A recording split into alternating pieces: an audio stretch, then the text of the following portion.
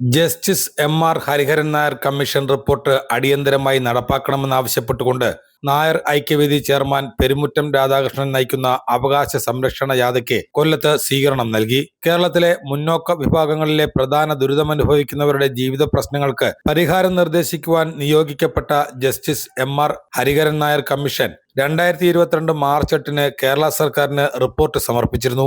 എന്നാൽ 4 വർഷം പൂർത്തിയായിട്ടും റിപ്പോർട്ട് നിയമസഭയിൽ അവതരിപ്പിക്കുവാനോ നടപ്പാക്കുന്നതിനെപ്പറ്റി ചിന്തിക്കുവാനോ കേരള സർക്കാർ തയ്യാറായിട്ടില്ല. ഈ സാഹചര്യത്തിലാണ് തുല്യനീതി എന്റെ ജന്മാവകാശം എന്ന മുദ്രാവാക്യം ഉയർത്തിക്കൊണ്ട് ഹിന്ദു ഐക്യവേദി അവകാശ സംരക്ഷണ യാത്ര നടത്തുന്നത്. ഈ മണ്ണിൽ ജനിച്ചു വീഴുന്നവർക്ക് ലഭിക്കേണ്ട തുല്യനീതി നാളത്തെ സെക്രട്ടേറിയറ്റ് മാർച്ചിന് ശേഷം പിടിച്ചു വാങ്ങുമെന്ന് ജാഥ ക്യാപ്റ്റൻ പെരുമുറ്റം രാധാകൃഷ്ണൻ പറഞ്ഞു. എടോ രാഷ്ട്രീയക്കാരാ, ഭരണക്കാരാ, നിന്റെ ഒന്നും ഔദാര്യമല്ല ഞങ്ങൾ ചോദിക്കുന്നത്. ഞങ്ങളുടെ ജന്മാവകാശം, ഈ നാടിന്റെ വിഹിതം, ഈ നാടിന്റെ പുത്രന്മാർ, ഈ നാട്ടിൽ ജനിച്ചു വളർന്നവർ, ഇത് ഞങ്ങളുടെ സ്വന്തം മണ്ണ്. ഈ മണ്ണിൽ കാലുകുത്താൻ, ഇവിടുത്തെ അവകാശങ്ങൾ എടുക്കാൻ ഞങ്ങൾക്കൊരുത്തന്റെ ഔദാര്യം വേണ്ട.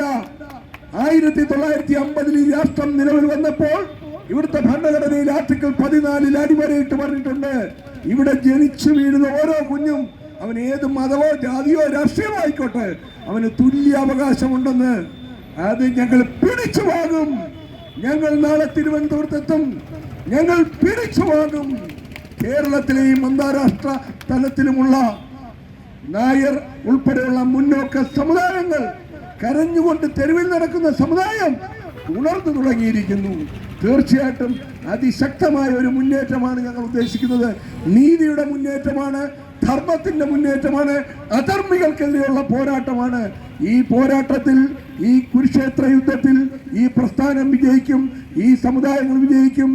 ഇതിനോടൊപ്പം നിൽക്കുന്ന മുഴുവൻ പ്രസ്ഥാനങ്ങളും DSJP ഉള്ള രാഷ്ട്രീയ പാർട്ടികൾ മുന്നിൽ വരുമെന്നുള്ള കാര്യത്തിൽ യാതൊരുവിധ സംശയവുമില്ല. കൊല്ലം ജില്ലയിൽ 8 കേന്ദ്രങ്ങളിലാണ് ജാഥയ്ക്ക് സ്വീകരണം നൽകിയത്. ഈ മാസം 7 കാസർഗോഡ് നിന്നും ആരംഭിച്ച ജാഥ 13 തിരുവനന്തപുരത്തെത്തും. തുടർന്ന് സെക്രട്ടേറിയറ്റിലേക്ക് മാർച്ചും ധർണയും നടത്തും.